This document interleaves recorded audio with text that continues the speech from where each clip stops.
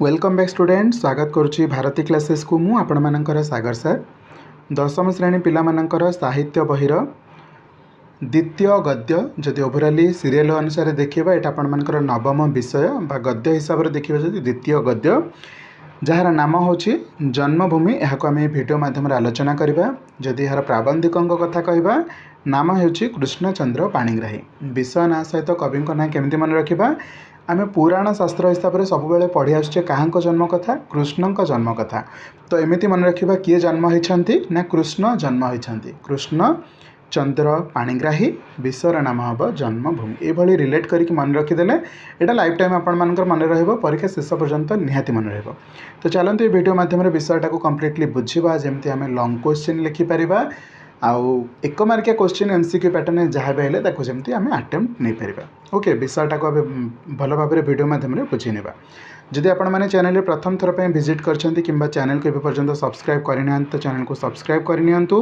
निज सांग मान सहित वीडियो को बहुत मात्रा रे शेयर करनी जहाँफल अन्य सांग मैंने जोड़ी हो पारे ओके बाकी आम ये चैनल माध्यम सब सब्जेक्ट को कवर करवा कौन से चैप्टर जब डिफिकल्ट हो कमेंट सेक्शन में जानी दिखाँ ताको प्रथम आणिक आसवा ओके तो चलतु सीधा सड़क विषय भितर को ही जा देखु प्रथम कौन लिखाई प्राबंधिक कृष्णचंद्र पाणिग्राही प्रथमे जन्मभूमिर प्रकृत परिचय देइछन्ति विशाल पृथ्वी भितर एशिया महादेश एशिया भितर भारतवर्ष भारत भितर ओडिशा एवं सही ओडिशा भितर तांकर पल्ली ग्राम बा गाँ सही पल्ली ग्राम रे से जन्म नेइथिले यही समस्त भूभाग कहीं काहारी ठारू अलगा नुहंती अर्थात ये जो माटी आम देखुचे ये कहीं काठू अलगा नुहंती समस्ते गोटे पृथ्वी भितर ही अटंती कहीं विच्छिन्न मध्य नुहंती व्यापक दृष्टि विचार कले यही समस्त होती लेखकंकर जन्मभूमि अर्थात पूरा पृथ्वीटा ही हूँ लेखकंक जन्मभूमि तथापि जो भूमि उपरे से प्रथमे मातृगर्भरू जन्म नेले प्रथमे भूमिस्पर्श कले ताहा ही होची तांको पई प्रकृत जन्मभूमि केमती बुझेक लिखा जो ठारे बा जो भूमि रे लेखक तांको माँ को गर्भरू जन्म नहीं प्रथम थर पर भूमि को जो स्पर्श करटा ही प्रकृत जन्मभूमि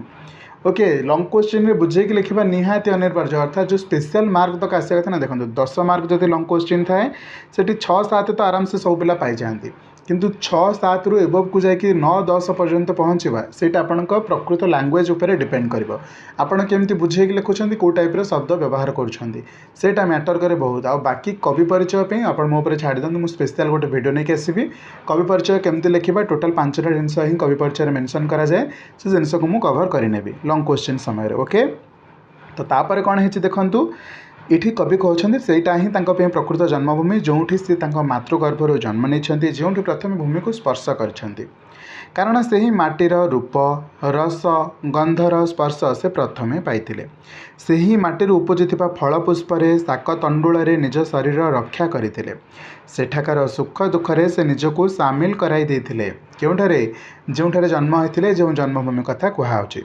बयस बढ़िबा संगे संगे लेखक संपर्कर सेतु क्रमशः दुर्बल होइछि एपरिकी क्रमे क्रमे से संपर्क में धारा क्षीणरू क्षीणतर हो लीन होगाकू बसी से जन्मभूमि कर्तव्य आह्वान से दूर रही अर्थात जो जन्म ग्रहण करते जो भूमि को प्रथम स्पर्श करते सेठारू वर्तमान से दूर रे अच्छंती सेठाकू फेरिबाकू तांकर आउ साहस हेउना अर्थात निज जन्मभूमि को आउ थे फेरिबाकू तांकर साहस हेउना बरं तांकर होइछि पुनर्जन्म से केवल जाति स्मर भली तांकर प्राकृतिक परिवेश रे परिपूर्ण जन्मभूमि को मने पकाउछन्ति जो दूर को से चली जाइछन्ति सेठारु से फेरी पारुना इच्छा थिले भी आसी पारुना किंतु मन मन भावुछन्ति कि तांकर पुनर्जन्म होइछि शिक्षित व्यक्ति भाव में ग्रामरू दूर रही ग्राम्य जीवन को से विस्मृत होइछन्ति स्मृतिर विपरीत अर्थ होछि विस्मृत ओके यही भाव में मन रख ग्राम जीवन को से विस्मृत होइछन्ति माने भूली जाइछन्ति बा मने रखी पारुनाहांती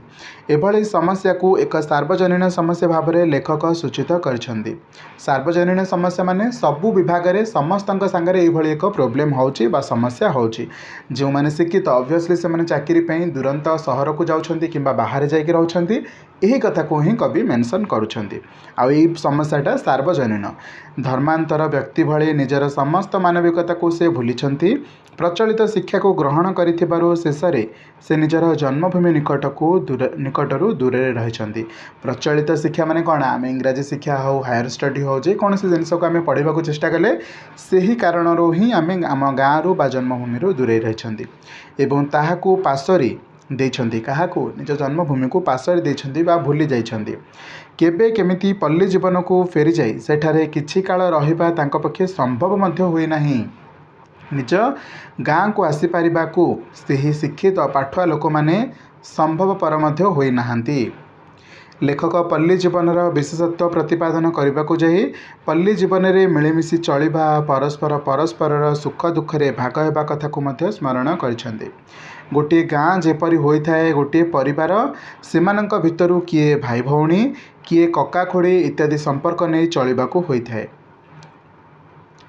अर्थात गोटे गाँटा जमी गोटे परिवार हो जाए निज रिलेसन लोक न होते भी बेले बेले पर लोक मानक आम दादा खुड़ी भाई भौणी कहीकि से गोटे परिवार भली आम गाँव में चली था। मात्र समय अनुसार से भली विचारबोध गाँव दूरे जाइए। गाँव में थिबा सार माउसीर स्नेह भाव डाक किपरि बदली जाइए। जो आजीवन अकर्मा गोविंद भाई मनबोध चौतीसा शुणाउथिला सी आउ से भली संभाषण जनाऊना।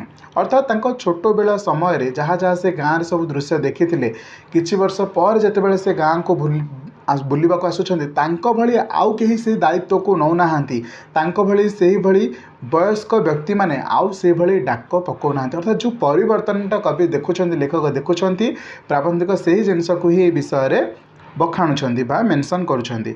निजस्व अभिज्ञता को प्रकाश करी लेखक पुनश्च कहिछंती आजिकाली अनेक नुआ मुह देखिबाकू मिलुछि जो माने तांको चिन्हि नाहांती बरं अपरिचित दृष्टि रे चाहिछंती। एटा साधारण कथा जेतेबेले से बाहर बहु समय बितेकी गाँ को आसुछंती भिन्न चेहरा हो जाइछि भिन्न लोक आछंती जेमिति अचिन्हा भाबरे अपरिचित भाबरे चाहुछंती। ग्रामवासी मध्यरु जो शिक्षित व्यक्ति माने कौन चाकरी बाकरी न पाई गाँव में रही से माने राजनीति को आपणाई नहीं एटा भी साधारण कथा। जो माने पाठ पढ़ी शिक्षित होते बाहर को जो मैंने पढ़ी ना उच्च शिक्षित होना कि चाकरी पाई ना से गाँव में रही सहित किंतु राजनीति को आपणाई नहीं फल से शिक्षित बा अर्धशिक्षित भितर किए कांग्रेसी होइछि तो आउ केही गणतंत्री कम्युनिस्ट बा सोशलिस्ट भाव में निजको परिचित कराउछंती। सेमाने पल्लीर प्राकृतिक शोभारे किंबा साहित्य चर्चारे निजको सामिल कराई पारुनाहांती बरं से प्रकृतिर अपरूप शोभा को राजनीतिक मतवाद अनुसार विचार करुछंती। जहाँ भी दृश्य देखुछंती सब जिनस को राजनीति उद्देश्य नौछंती किंतु पल्लीर दृश्य को बा शोभा को से माने आपणाउ नाहांती। ग्रामवासी मनरू लेखक दूरे जाइछंती कर्मरू विच्युत होइछंती कारण एमानंक कर्म योजना से निजको सामिल कराई पारि नाहांती। ऋतुक्रम कृषि प्रधान ग्राम्य जीवन श्रृंखलार स्थान पाइबा असंभव बोली से स्वीकार करछंती कारण ग्रीष्मर झांझीरे बा खरार उत्तापरे वर्षार झड़े बा हेमंतर शीतरे तांकर कर्म योजना स्थान पाई परिबो नाही बोली से जानी पारिछंती।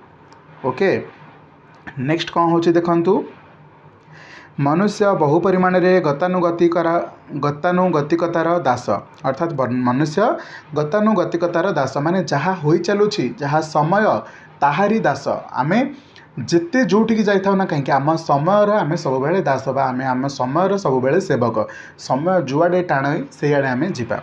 आभिजात्यर चिन्ह बोली मनीष काय क्लेश बा शारीरिक परिश्रम करने को चाहे नहीं। समस्त शिक्षित काय क्लेश सहवाक अक्षम न हेले भी निजक अभिजात्य गोष्ठी भाव में परिचित कराइबापी कौन श्रम जड़ित काम करने को इच्छा करती नहीं।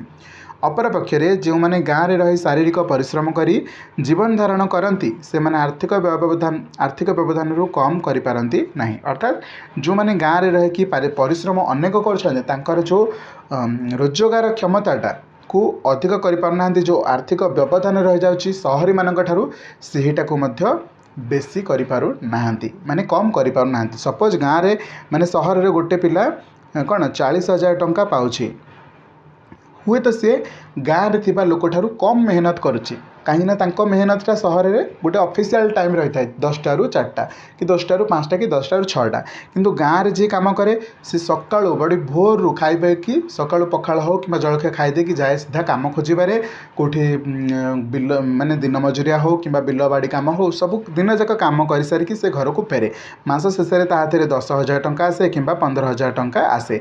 तो ये लेखक कहते जो आर्थिक व्यवधान रहा ये जो 15,000 20,000 25,000 आर्थिक व्यवधान रहा सेटा को गाँव परिश्रमी लोक मैंने कम करना जो 20,000 पारिश्रमिक जो गैप रोचे 25,000 पारिश्रमिक गैप रोचे सेटा को जदि एमाने कमे दे पारते केतेबेले कमिबो सपोज 15,000 जगह 35,000 टंका रोजगार करता तो आर्थिक व्यवधानटा कमी जाता ना।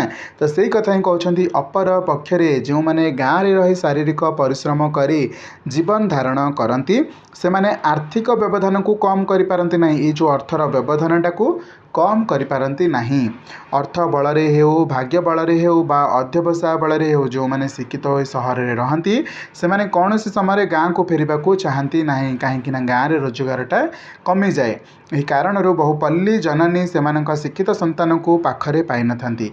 यही कारण बहु पल्ली जननी बा गाँव माँ मैंने से शिक्षित संतान को पाखरे पाई न थांती कहीं पुओ रोजगार करने अधिक पैसा पाइबापी सहर को जाए।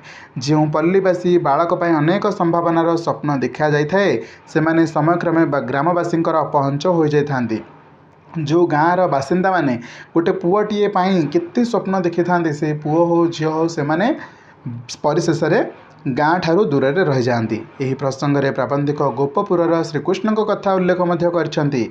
श्रीकृष्ण गोपी गोपाल निकट को फेरी आसवाई 3 दिन समय नेउथिले मात्र से आ मथुरारू गोप को फेरी नथिले। कृष्णकर यही अनैतिक बा विश्वासघातकतार परिणाम तांको भोग करने को पड़ता। कृष्ण मथुरारू द्वारका जाइथिले सेठारे विलास व्यसन रही मात्र कृष्णकर आकाश छुआ प्रासाद और राजधानी द्वारका अतल जलरे निमग्न हो जाइथिला। तांको वंश गोष्ठी और सांगसाथी प्रभास तीर्थर एरकार बनरे परस्पर मध्य हणाहणी होई ध्वंस हो गले। निजे कृष्ण राज्यहीन धनहीन गृहहीन और पुत्र कन्याहीन होई लताकुंजरे दोली झुलुवा बेले व्याधर सर निधन होते। अनेक घटना को ये कवि पौराणिक दृष्टि आणिकी जो आलोचना करिसेंती। देखंतु कृष्ण गोपी संगे छलना करुले यहाँ हुए तो माने गोटे कौन गोटे दृष्टि मजाक करुले से समय गोटे कौन खेल सदृश थिला से गोपी सहित रोते गोपी सहित यही भाव में खेलना करुले। ओके तो से कथा ही कहुई जितेबले श्रीकृष्ण को ये दंड भोगवा को मिली तो आम तो साधारण मनीष आम मान मध्यम ये गोटे गोटे भूल हो जो कारण आम आम निज गाँ को छाड़ी सहर को जाऊे पैसा अर्थ उपार्जन अर्थरे पैसा धनरत्न उपार्जन अर्थरे आम विदेश को जाऊे सहर को जाऊे जितेबाला आम सहर को जाऊे से आम गाँ को फेरवा को बिल्कुल भी पसंद करने कहीं गाँव में सहर सुविधा मिलूनी गाँव में सहर ठारू अधिक पैसा रोजगार करने को मिलूनी यही सब कारण आम गाँ को फेरू ना बुझी हो। नेक्स्ट कहते मात्र से जो मातृभूमि गोप गोपर वृंदावन और जमुना नदी को उपेक्षा करते ताहा अद्यावधि रही। कृष्णकर चरितरू जन्मभूमि को उपेक्षा करिथिबा शिक्षित मानकर बहुत कथा शिखिबार रही। अर्थात कृष्ण जो भूल करथिले से भूल रु आम अनेक किछि शिखि पारिबा।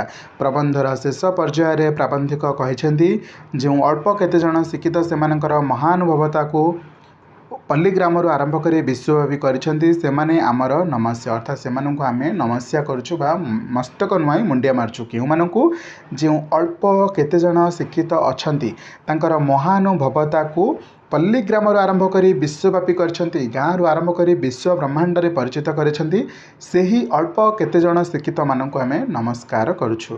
जो माने पाश्चात्य शिक्षार शिक्षित हेले भी पाश्चात्य शिक्षार परंपरा को छिन्न करी से मानकर महानुभवता को दिल्ली रो निजर पल्ली पर्यंत व्याप्त रखिछंती से माने नमस्य अटंती।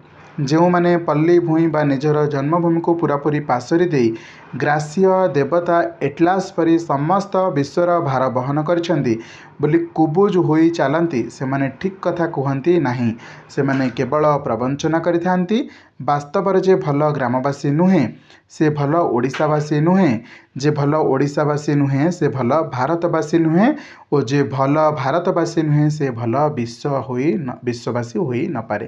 କେତେ ବଡ଼ କଥା କହିଛନ୍ତି ଦେଖନ୍ତୁ। ଯିଏ ବାସ୍ତବରେ ଭଲ ଗ୍ରାମବାସୀଟିଏ ହେଇପାରିଲା ନାହିଁ ବା ଗାଁର ଗୋଟିଏ ଭଲ ଲୋକ ହୋଇପାରିଲା ନାହିଁ, ସେ କେମିତି ଗୋଟେ ଓଡ଼ିଶାର ଭଲ ଲୋକ ହୋଇପାରିବ?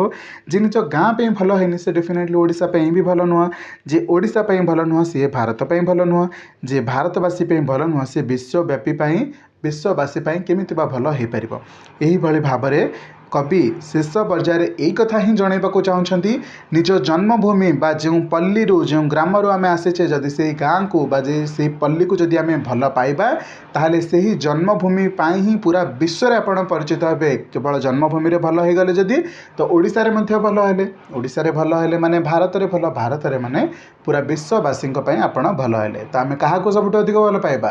ଆମେ ଯେଉଁଠି ଜନ୍ମ ପାଇଛେ, ଯେଉଁ ମାଟିରେ ଆମେ ପ୍ରଥମ ପାଦ ରଖିଛେ, ଯେଉଁ ମାଟିରୁ ଆମର ସୃଷ୍ଟି ହେଇଛି, ସେହି ଜନ୍ମଭୂମିକୁ ହିଁ ଆମେ ପ୍ରଥମେ ଭଲ ପାଇବା। କେଡ଼େ ସୁନ୍ଦର କଥାଟିଏ ପ୍ରାବନ୍ଧିକ ଏ ବିଷୟ ମାଧ୍ୟମରେ ଜଣାଇଛନ୍ତି। ଯେଉଁ ବିଷୟର ନାମ ଥିଲା ଜନ୍ମଭୂମି ଏବଂ ଏହି ବିଷୟର ପ୍ରାବନ୍ଧିକ କିଏ ଥିଲେ ମୁଁ ଆପଣମାନଙ୍କୁ କେମିତି ବୁଝେଇଥିଲି? କୃଷ୍ଣଚନ୍ଦ୍ର ପାଣିଗ୍ରାହୀ। ଜନ୍ମ କଥା ଉଠିଲା ମାନେ ପୌରାଣିକ ବିଷୟରେ ଆମେ ଯେତେବେଳେ ପଢ଼ୁ ଜନ୍ମ କାହାଙ୍କ ବିଷୟରେ କୁହାଯାଏ? କୃଷ୍ଣଙ୍କ ବିଷୟରେ। ତ ସେହି ନାମରୁ ହିଁ ଆମେ ମନେ ରଖିବା ଜନ୍ମ କୃଷ୍ଣଚନ୍ଦ୍ର, ଏମିତି ମନେ ରଖିବା ହେଲା। ତ ଚାଲନ୍ତୁ, ଆଇ ହୋପ୍ ଆପଣମାନଙ୍କୁ ବିଷୟଟି ଭଲ ଲାଗିଥିବ। ଦେଖା ହେବା ଏକ ନୂଆ ଭିଡ଼ିଓରେ। ସେ ଭିଡ଼ିଓରେ ମୁଁ ଆପଣମାନଙ୍କ ପାଇଁ ଏହି ବିଷୟରେ କ୍ୱେଶ୍ଚିନ୍ ଆନ୍ସର୍ ନେଇକି ଆସିବି, ପୁରା ବିଷୟର ଅଭ୍ୟାସ ପ୍ରଶ୍ନ ଉତ୍ତରକୁ। ଆଶା କରିବି ଆପଣମାନେ ସେ ପର୍ଯ୍ୟନ୍ତ ଆମ ଚ୍ୟାନେଲକୁ ସବସ୍କ୍ରାଇବ୍ କରି ରଖିଥିବେ, ନିଜ ସାଙ୍ଗମାନଙ୍କୁ ତ ନିଶ୍ଚିତ ଭାବରେ ସେୟାର କରିନେବେ।